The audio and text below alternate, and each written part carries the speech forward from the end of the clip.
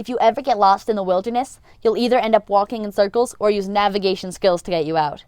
Tools such as a map and compass or GPS are essential in any survival situation, and logically one of the 10 essentials.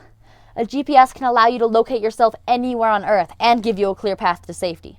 However, if the GPS battery runs out, the tiny magnet inside a compass might be your best chance of finding your way. I'm Ainsley Martin, and in this episode of Scouting Skills to Survival, you'll learn everything you need to know to participate in awesome geocaching and orienteering activities.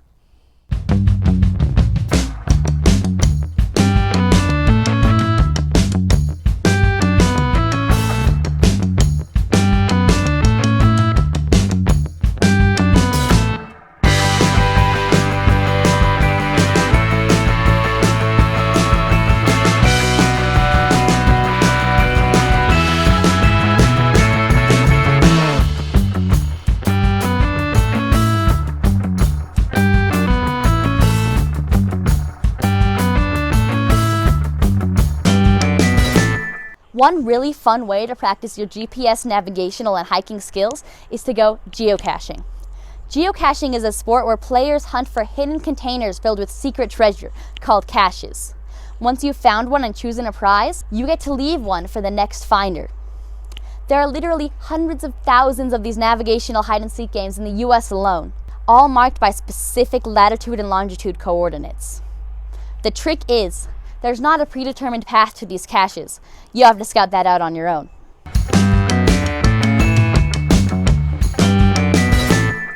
Before you can utilize GPS, you have to have a basic understanding of what it is. GPS stands for Global Positioning System and is really a group of over 30 satellites rotating over 12,000 miles above us. No matter where you are on Earth, there are at least 4 satellites above you. These satellites are all sending out signals of their location, which are picked up by your transceiver.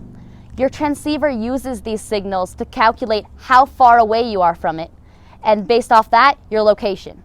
Let's see what I mean. So if the red satellite knows that you are this far from it, it knows that you are somewhere on the red circle. If the orange satellite does the same thing, it knows you're somewhere on this circle. That means you might either be here, your actual location, or here, the other place they overlap. That means that you need the signals from a third satellite to pinpoint your actual location, where all 3 circles overlap. This is why the more satellites that are above the horizon, the more accurate reading you get. The most accurate GPS receivers can calculate your location up to just a few inches.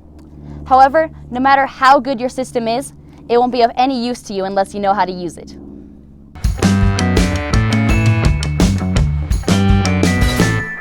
There are many devices you can use to receive GPS signals.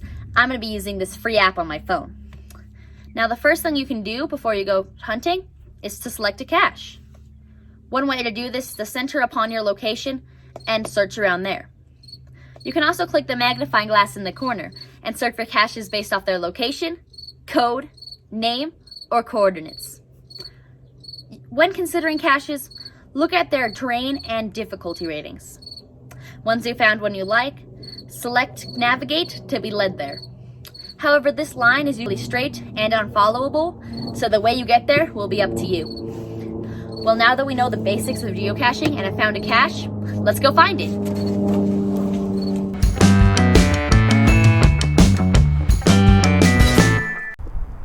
We just arrived at our geocache, so it's important that we mark this area with a waypoint. That way we can follow it back if we get lost.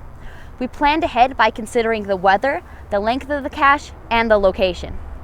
You also need to bring a buddy, bring your 10 essentials, stay hydrated, and tell someone where you're going and when you plan to get back.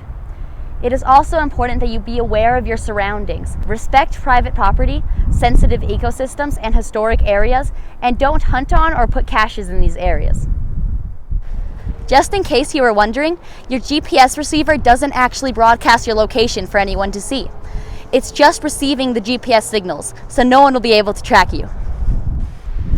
It is important to understand the difference between distances in a straight line, as the crow flies, and over real bumpy terrain. For example, a cache that's only half a mile away could be blocked by a river or private property.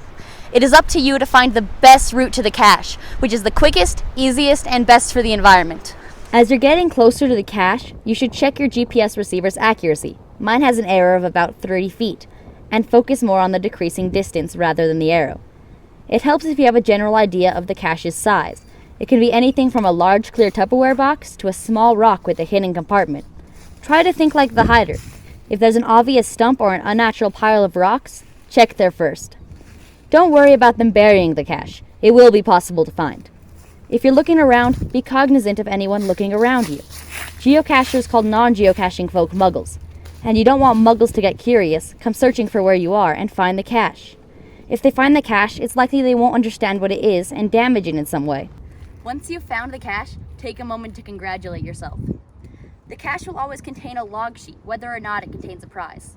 If you take a treasure, make sure to leave something of equal or greater value. Sign the log with your name and the date.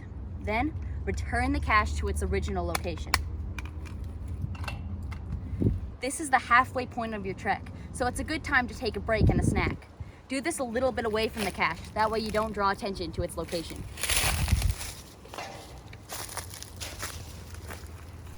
This is where the waypoint you created earlier comes in handy. We can follow it all the way back. When you get home, you can log your experience online. On this app, the hider is automatically notified when you do. I'm sure they'll be happy to know about your experience and the condition of the cache.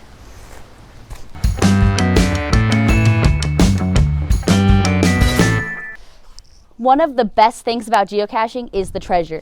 In addition to finding a cool prize, you get to leave something for someone else. Remember that people for all ages look for caches, so leave something appropriate. Also consider how your cache will last over time. For example, bubbles leak, crayons melt, pens freeze, and lots of things are destroyed by water. Lastly, don't leave anything scented, as an animal might come along and destroy the cache. So what can you bring? Well, good prizes include patches, stickers, small toys, cards, puzzles, shades, painted rocks or knickknacks, and tiny first aid kits, tools, and flashlights. Well, now you know how to navigate with the GPS, but in the wild, it can malfunction, break, or lose connection. That's where a good old map and compass comes in.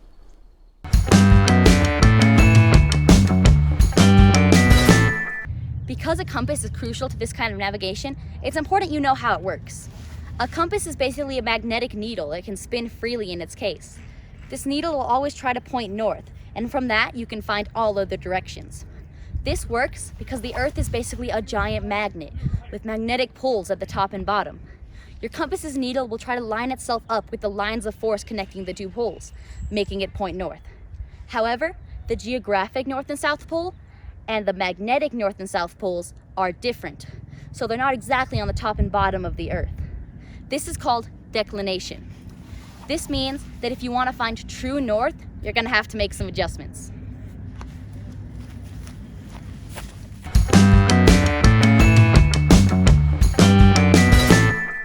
Because the compass needle always points north, we can use this to find any direction we're facing. Let's say, for example, we wanted to go east or 90 degrees. What we want to do is turn the compass housing, that is the circle in the middle, until the E or 90 is pointing at the direction of travel arrow, which does exactly that. Then we're going to rotate the entire compass until the needle lines up with the orienteering arrow.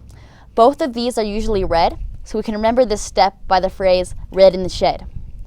Now, all we got to do is follow the direction of travel arrow to reach our destination. Now, when you're walking that direction, it's a good idea to find a landmark to walk toward. You can use whatever path you want to get to it and then retake your bearing.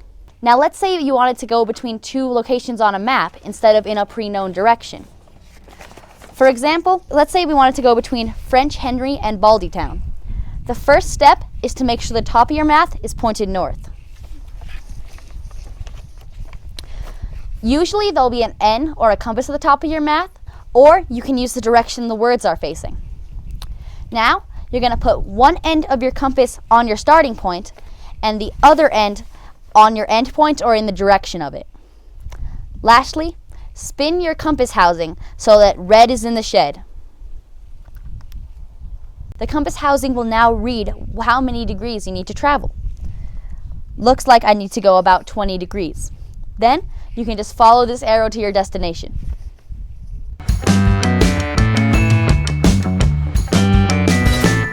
Now that we know how to use the compass, we have to learn how to use a topographic map.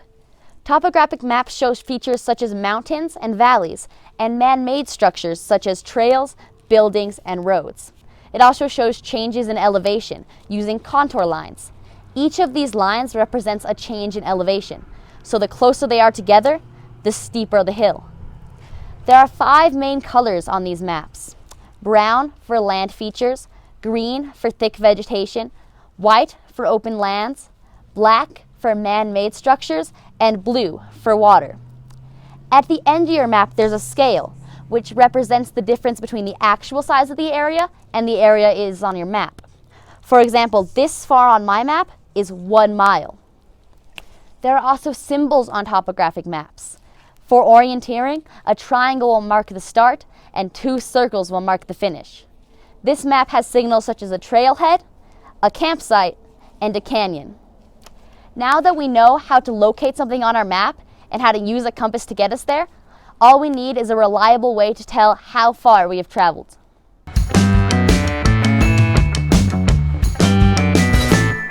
Your pace count is a very important thing to know for orienteering. A pace is every time your right foot hits the ground, or every 2 steps. We count paces, that way we don't have to count as high, as quickly. Your pace count is how many paces you take in 100 feet. If you know this number and how many paces you've taken, you can get an accurate guess about how far you have walked. Alternatively, if you know how far you have to walk, you can calculate how many paces you need to take. That way you don't go too far or get cut off short. Now, to measure your pace count, you're going to want to lay down a landmark such as a rock 100 feet apart over a flat surface. This will keep your accuracy over 95%. If you want your pace count to be even more accurate, walk the course there and back and then take the average. Now you know everything you need to know to go orienteering. So let's see what that looks like in action.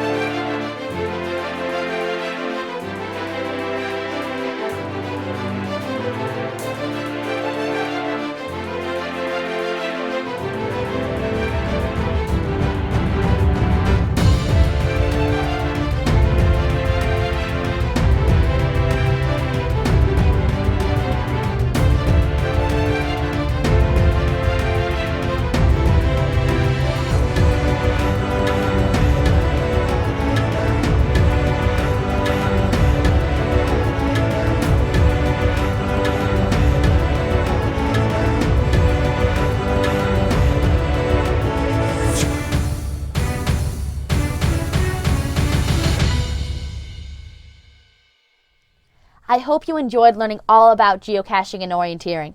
You now know important skills such as how to use a map and compass and a GPS, how they work, how to measure your pace count, and how to find secret treasures with your phone. I encourage you to get out there and, with parental supervision, try your hands at these important survival skills. That said, get out there, have fun, and I'll see you next time. Bye!